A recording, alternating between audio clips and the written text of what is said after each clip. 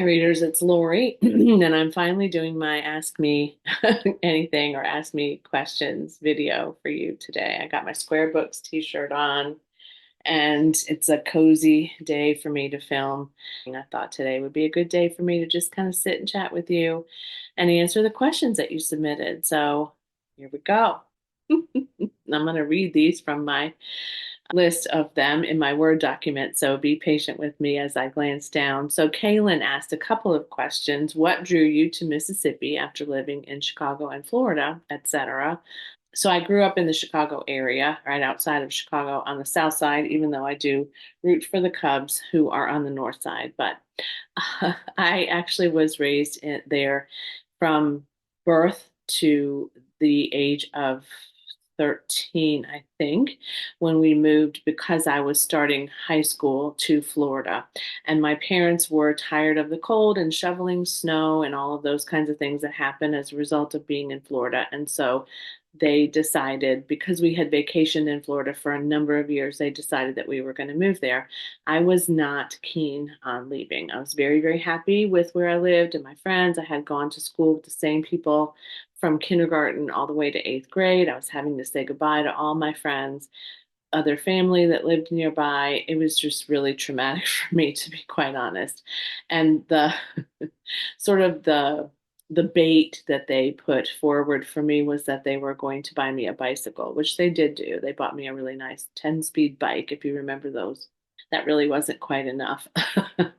So we moved to Florida and we lived in a trailer until our home was built. They were building a new home there in a subdivision. And I lived in Florida until I got married, which was not far out of graduation of high school. I met my ex-husband now when I had already graduated from high school and I was working at a bank, and he also worked at the same bank. My ex-husband and I kind of had a whirlwind, I would say, relationship.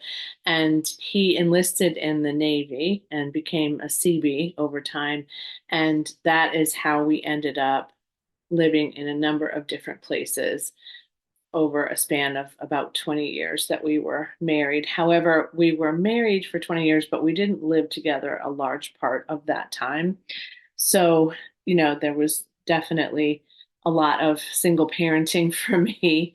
We had our first child in Puerto Rico and then our second child in Florida, where we were stationed in Jacksonville. And then the third one, the youngest, was born in Budapest, where we were for a State Department gig for a couple of years. And then I ended up being employed by the State Department as well. I ended up in Mississippi because that was the last place that we got transferred.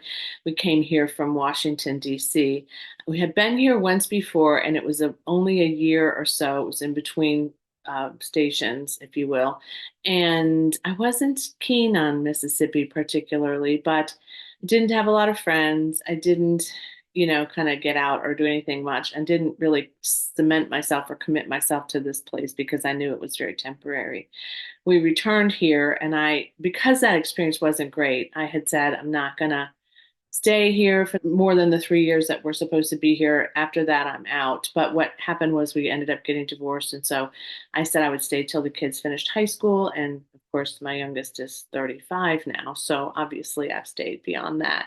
But I ended up working here. I ended up enjoying it here. I ended up meeting my partner here. We've also now been together for it'll be 24 years this year. So I really adore where we are, the life we've created, and so I'm very happy here. But there are certain aspects of Mississippi that are challenging for me. Won't necessarily go into that today, but one of them is the heat. One of them is definitely the heat. All right, Kaylin also asked, where is my favorite place to read? I would say currently it is in my living room. I have a chair that is kind of my favorite, and I just sit there and read.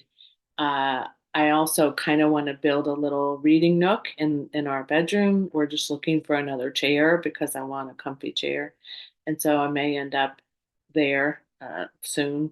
But for right now, it is my chair. However, when I was younger, I lived in a house in Chicago area where I had an upstairs and we had this big, the whole upstairs was our room. And when my sisters moved out, it was just my room alone. And I always read in my room, in my bed. Like that was my constant place to read. So I can read in bed.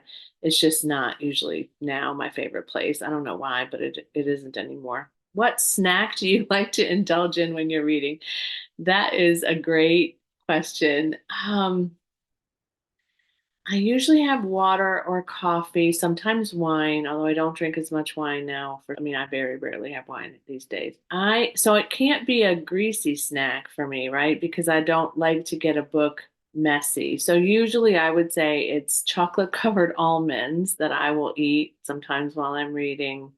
And now and again, I'll have like a bowl of ice cream or something. But again, the messiness factor is a concern to me. So I usually just have like tea or water and my book. Then you said you said this is a silly one, not a silly one. You said you had a thing for JFK. Does that mean a crush? No, I wouldn't say it's a crush. So this is interesting. I've always had a thing for him in the sense that I thought he was maybe because I was really young when he died. I thought he was like this iconic, president who had had this horrible thing happen to him, and I remember the death of JFK. I remember when that happened. I remember it very vividly, and I was just a few years old. I mean, it was a very traumatic memory for me. And I think I've talked about it before. So I had a thing for him, I think, because I felt so bad that his life was cut off so fast. And I also felt like as I grew older and learned more about it, more about it, more about it, like we just didn't realize what had actually happened to him and who had actually killed him. And that made me sad too, because I mean, we should know, right? So I kind of have a thing for discovering what actually happened to him and who actually killed him. And if you haven't read some or listened to some of the recent podcasts or read some of the books that are, have come out or are now coming out recently about some of the things that don't add up, it is pretty creepy. I also, because I of this obsession, I think I may have also mentioned this, but I was at but I have some new subscribers, so I'll say it again. I was at my uncle's one summer. I was swimming with them and spending some time with my aunt and uncle, and he had a copy of the Warren Commission, the paperback, which was really thick. Even as a young teenager, it just didn't make sense. It just didn't make sense to me, some of it. So I think I've always felt like this was a huge conspiracy, and I kind of want to know for sure what happened. And there's still hundreds of thousands of documents that have not been released that we haven't seen. And I know that sounds like I'm a conspiracy theorist and I'm, creeping around like looking for clues. I'm not. I'm not the only person though that feels this way. So I feel pretty safe in saying I think I'm just a majority of people that are pretty confident that that didn't happen. Having said that, though, I don't love when I find out more about his personal life, his infidelities, and some of the things that he, did at that time, too. I mean, that wasn't obviously something that made me happy because I really had this sort of childhood respect for this guy. However, as I'm listening to some things and reading some things about presidents, I'm realizing that a lot of them were not as stellar as maybe I thought they were when I was a young person growing up and respecting the office of the president and respecting these people that I saw on TV. And now, not that I don't respect them in some ways, but now discovering some of the things that they did in their personal lives and, just the corrupt things that they may have done. It's a little bit unsettling, isn't it? Okay, Sandy said, could you, if it's not intrusive, could you tell us more about your coaching? Sure, I'm happy to do that. So I started coaching in 2006 as a result of being coached and feeling like it really helped me to get out of some burnout that I was experiencing at my job. And so I decided to go into coach training and to use that to coach my team members in the nonprofit that I was working for at the time and their team members if needed. And so I did that for a number of years. I coached sort of internally when people wanted that. And then later in 2014, I lost my job 2015. I lost my job with AARP. They eliminated my job. They did a, restructuring and eliminated a lot of people's positions. And so I ended up taking that severance and started coaching on my own. So I think it was 2016 actually. And they gave me a severance. And so I just said, okay, let me just start with this little, pot of money and see if I can make this work. And if I can't, I'll go back to work. And so I've been steadily coaching ever since 2016. Most of my clients are leaders or moving into a leadership position in an organization. Some of them are executives in companies across the world, mostly in the US, but I have had and usually do have at least a handful of clients who are from overseas. Sometimes I have people like me who are looking to start a business that come and get a coach or are in a business and trying to kind of stay accountable or stay afloat or whatever that might be. But basically, my level of coaching is not telling people what to do. It's not mentoring them. It's not training necessarily at all. It's really just helping somebody to understand more or have an awareness more of what's actually happening for them and what they want to be different in their lives and how they can change the circumstances to that relationship to what it is that they want to be different by having their own awareness and then deciding on their own what they're going to do about it. So I don't tell them what to do. I don't advise them. I just ask them a lot of questions. I listen to what they're saying. I listen to what they're not saying. I reflect some things back. I remember some things from before. I, sometimes use metaphors or whatever it takes to be able to get them to a space of, okay, next, I think I'm just going to do this. And the goal is to fix whatever it is, and on their part, for them to fix whatever it is permanently, if possible. But sometimes it's not possible. And so sometimes we end up coaching on the same things. Most of my clients I have for about 6 months or so, some longer than that, some extend to over a year. Some clients I've had for years now, and they just come back now and again, but they used to coach a little bit more regularly. I also have my own coach, which I think is always important. And then I do some coach training for a coach training organization that's been around for a long time. So I deliver coach training to a number of students via Zoom. And so I do that sometimes once a week now. I currently have two cohorts at a time, and I'll probably have two cohorts at a time this whole year, actually, it looks like. I am pretty busy. I do sit a lot. It's not my ideal, but I do have a standing desk. I just don't really use it very often.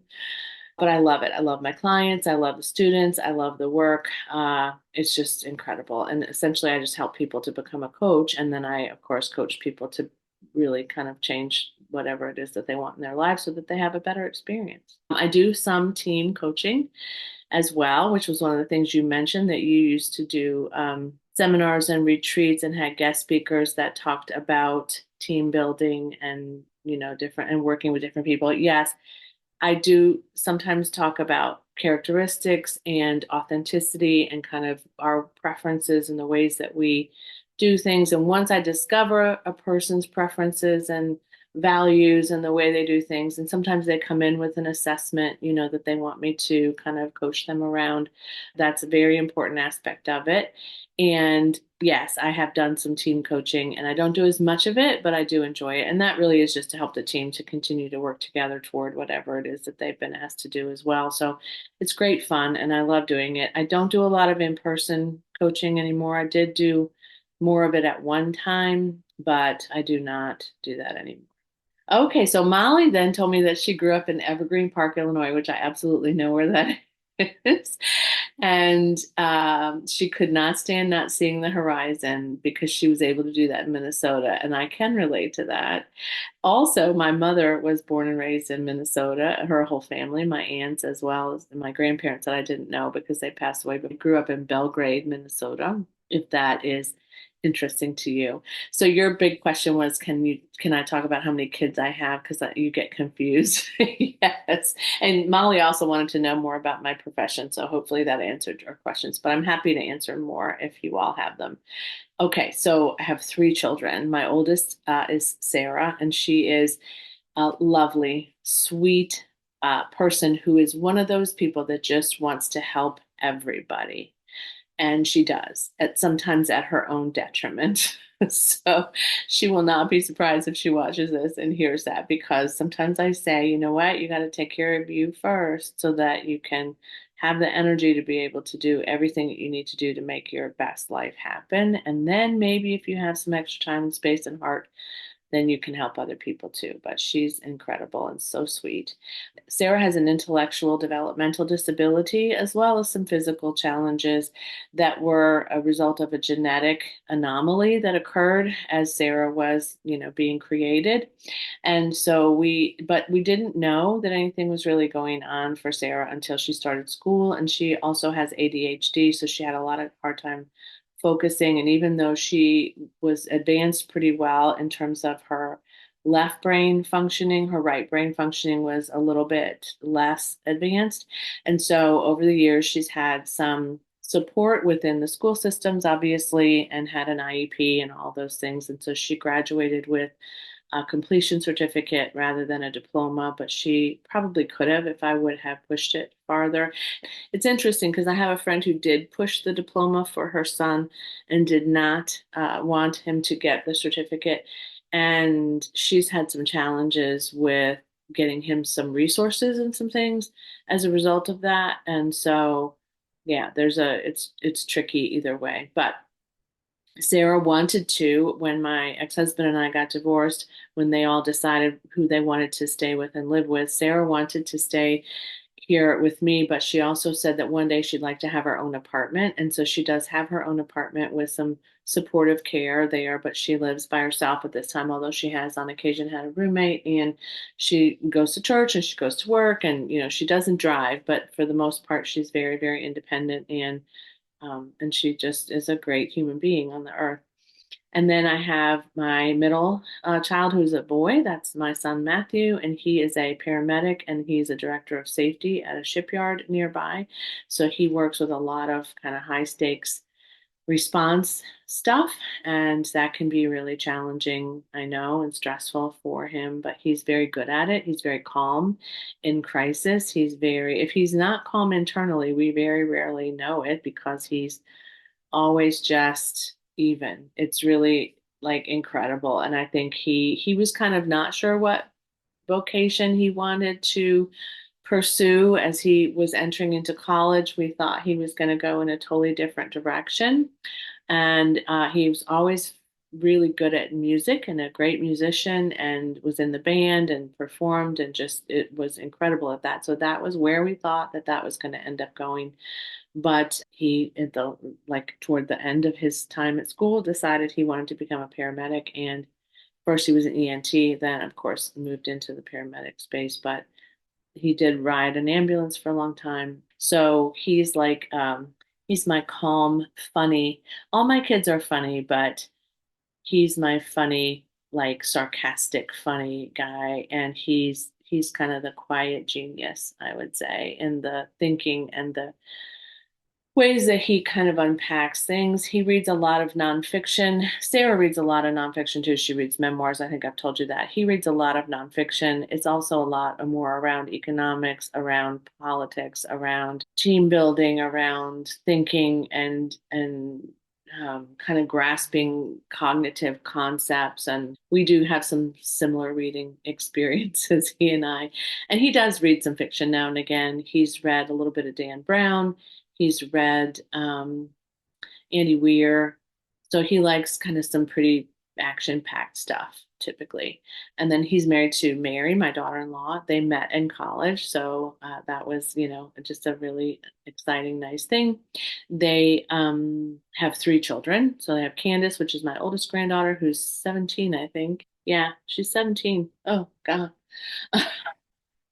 And then I have Adeline, who you've seen in a video. If you haven't seen her, you can check that out. But we did a reading video together last year, I think. And she's 7. She'll be 8 this year. And then Maddox, my grandson, who I showed the other day, is 4.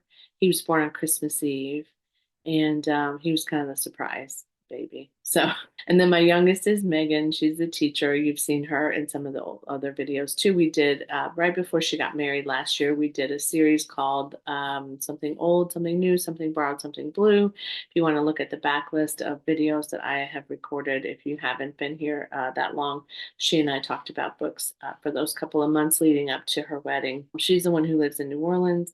I live about an hour from New Orleans. by car, and which she's really pretty much in the thick of the city.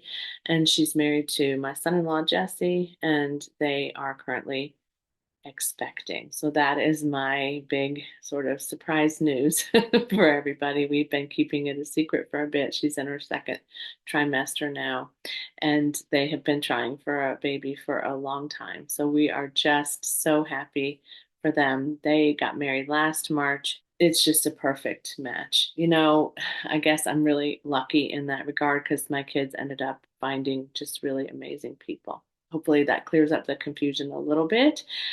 If I could reread one book for the first time, which one would it be? Molly asks. That's pretty easy, I would say. I think Harry Potter and the Sorcerer's Stone. I think if I could reread all of the Harry Potters for the first time and feel the way I felt when I first read them, I would be super happy about that. If I go back and watch older videos, is it okay for me to hit the like button? Yeah, sure. There's no rules for that. It doesn't, you can always hit the like. You can always hit unlike if you decide later that you don't like it. Or if you start to watch it and you say, oh, I really like this. And then I say something that really annoys you, then you can unlike it. That's fine. All right, the next questions are from Jen, whose channel, by the way, is Literary Love 123. There's another Literary Love, so don't mistake that one for hers. But Jen and I are new to each other, and I am watching her videos and trying to get through some of the ones that she's already done. And she's got a great presence. She has a lot of knowledge about books, and I really like her energy. So Jen asks, how long have I been on Booktube? I started Booktube 8 years ago, and I started it because I thought I was going to be doing scrapbooking process videos and talking about scrapbooking and books, and maybe some book journaling, those kinds of things. And then I ended up realizing that scrapbooking videos took a lot of time and effort, and I had to do voiceovers, and it was just crazy. And I just really it just didn't feel right. But what felt right was talking about books. So probably about a year later, because I wasn't very regularly posting content that first year, I started just talking about books, and I have been doing that ever since. And so I did take a break though in about 2020, sometime around there, until the end of 2022. I took a bit of a break. I just was overwhelmed with work and some other things and wedding planning, just, you name it. And so I just didn't have the bandwidth to be able to do it. And I kind of burned out a little bit on it at first, but now I seem to be in a groove. So it seems to be working pretty well. What books am I most excited to read in 2024? Oh, what a great question. I am excited to, if I end up getting a spot in the Booktube prize, I am excited to read some of those. I can't tell you what they are at this point, though, so that's tricky. But there's a couple of those I'm really excited to get to. Riley Sager has a new book coming out in 2024, and I do like Riley Sager. I am finding myself, it comes out this summer, but I am finding myself somewhat drawn to that. I'm really excited to read the Judi Dench uh, memoir that I just picked up recently. That one really kind of made me squeal when I thought about it. I can't think of any. I may have to come back to that, Jen, because I'm not really sure that there's anything that's really like. I think for last year, I was super, super excited about Tom Lake, about Ann Patchett. Like, I can tell you that that one was one that I was really, really, really looking forward to. I am pretty keen on reading The Women by Kristen Hanna because I have liked a lot of hers, a couple of hers a lot. So yeah, I don't know. I'll have to think about that. I'll get back to you on that. Lady King asked, I like this one. Do I ever go back in time and reread a book when you were younger to see if you have the same star rating? Yes. And I'm currently kind of doing that now and again. I like to reread the Agatha Christie's now that I read when I was younger and see them from a different light. Many of them have different titles now, so it's sometimes hard for me to remember or to realize which one I'm reading. I found that I have forgotten about a lot of the things that happen, and I'm not always loving them as much as I did when I was younger. I still like them a lot. I still love some of them very, very much, but I think there's a little bit less of an enthusiasm for them than when I was younger. I do reread Little Women quite often. I've always loved Little Women by Louisa May Alcott, and I enjoy Anne of Green Gables, but I haven't reread that one. And so that's important for me to kind of consider it when I think about rereading childhood classics. I loved Winnie the Pooh books when I was a kid, and I have reread The House at Pooh Corner, I think. But that's something I'd like to reread, perhaps do a buddy read with my granddaughter who's younger and still likes to read those kinds of things at this moment. That might be a fun thing for me to do. I do like to reread some of the books I read as a kid, and I read a lot to my grandkids, small picture books. I still have some of the books that I read when I was a kid. I've either repurchased them or I still have them. This is from Linny Pie. Did I read as a child? Yes, I read voraciously as a child. And I read voraciously really until I first got married and was we just didn't have a lot of money. I mean, I got to tell you, the military families really, I got to give it to them because you don't get paid a whole lot. And I did work everywhere that we lived for the most part except for the times where I was like with the kids when they were super little, I would take some time. My ex-husband was really good about working an extra job if needed so that I could stay at home with the kids when he was living with us, which, like I said, was somewhat sporadic. But I did not read when my kids were really little. That's a really hard time to read when you're a young mom or an old mom with a young child. I mean, it's really, really hard. But I read a lot consistently as a younger person, and then I didn't start really to read again as an adult. I would say I didn't actually start to read a lot until the late 90s again, like when my kids were older, and just I didn't really have as much that I had to do for them. I think that's probably when I started reading as much as I could, and I've read more than I do now. And at certain times, certain years, I've read a lot more, but I typically do read. Now I read every single day, some way. That's like my goal, and it's become a habit, so I don't see myself not doing that. Did I sit in the front row in the classroom? Yeah, I did. But here's the thing. When I was a kid, I was super, super shy. I was so shy. And I had friends because we all went to the same class.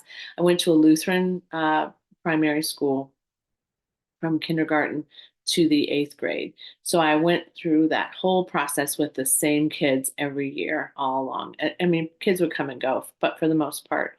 And I still stay in touch with some of them. And actually, I've lost two of my childhood friends. So that's really tragic. But for the most part, I do stay in touch with a lot of them on Facebook, and we have a little group. And I don't go back to see them that much. I don't really get back to Illinois as much as I'd like. I was pretty smart. And in fact, when it came down to it, there were two of us that were in line for the class, the top person of the graduating class when we left eighth grade, and I didn't get it. And the girl who did is friends with me on Facebook, and we ended up living very different lives, but yeah, I did not make the top of my class, but I did strive to do that for sure. And I did listen really carefully, and I was there for school. I was really there for that. I had a rocky time with relationships and friendships, and there was a lot of girls in my class, and we would form these little cliques, and then you'd be out of the clique, and then you'd be in the clique, and there was this clique and this clique. It was really kind of chaotic. That was really hard for me. And I leaving then in eighth grade too was really hard for me because I really loved them all. I had a best friend, Suzanne, and another best friend, Linda. And then we went to high school. I went to high school and I struggled with that. We had just moved. I struggled with for a lot of reasons. I was sexually molested by a family member when I first moved to Florida.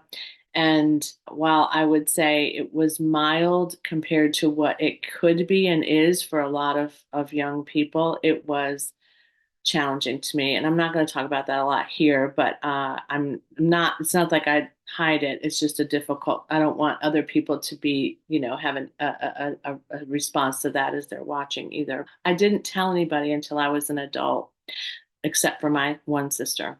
And that really impacted my life in the sense that my grades fell. It happens to most kids when this occurs. My grades fell, my behaviors really got a little bit out of control. I was sneaking around smoking and just doing something, drinking and doing some things I shouldn't have done. Luckily, though, I really kind of caught myself before I went into a space where I couldn't sort of come back from that.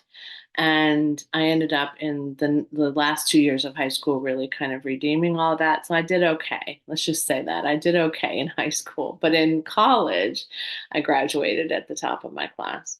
I had a 4.0, which now you can have a higher than a 4.0. But when I graduated, you couldn't. I gave it everything.